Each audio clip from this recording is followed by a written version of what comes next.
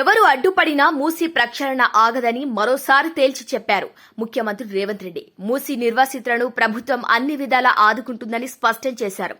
లండన్లో థేమ్స్, అమెరికాలో Hudson river, గుజరాత్లో సబర్మతి రివర్ ఫ్రంట్ తరహాలో మూసీని ప్రక్షాళన చేస్తానన్నారు. కొలువుల పండుగ కార్యక్రమంలో 1635 మందికి నియామక పత్రాలు అందించిన ముఖ్యమంత్రి తమ ప్రభుత్వం చేపట్టిన పలు అభివృద్ది కార్యక్రమాలను వారి హయాంలోనే నిర్మాణం కాబోతున్నాయని చెప్పారు.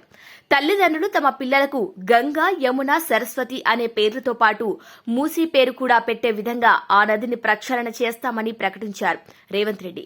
ప్రాజెక్టుల కోసం ఇప్పటి వరకు రాష్ట్రంలో భూసేకరణ జరగలేదా అని ప్రశ్నించారు. ఈ వ్యవహారంలో ప్రతిపక్షాలు తమ రాజకీయ కోసం ప్రజల్లో భయాందోళనలు సృష్టిస్తున్నాయని మండిపడ్డారు.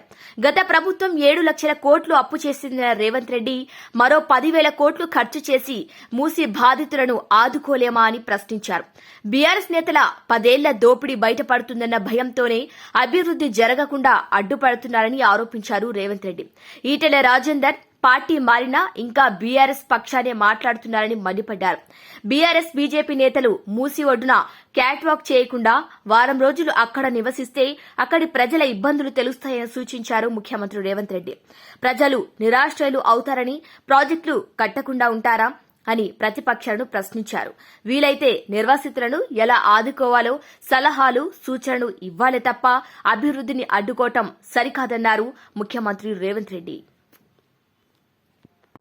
కృష్ణ, గోదావరి, యమున, గంగా, సరస్వతి అన్ని నదుల పేర్ల మీద మన ఆడబిడ్డలకు పేర్లు పెట్టుకుంటున్నాం. అవునా?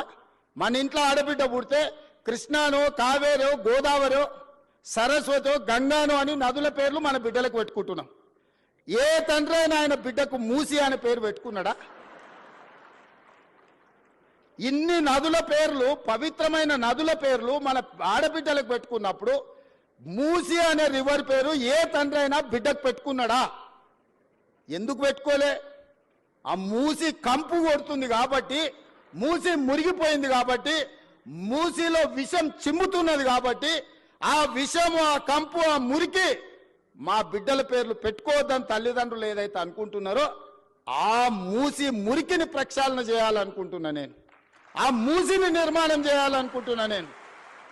ఎందుకు యమున, సరస్వతి, గంగా, కావేరి పేర్లు పెట్టుకున్నప్పుడు మూసి అనేందుకు మన బిడ్డలకు పెట్టుకోకూడదు?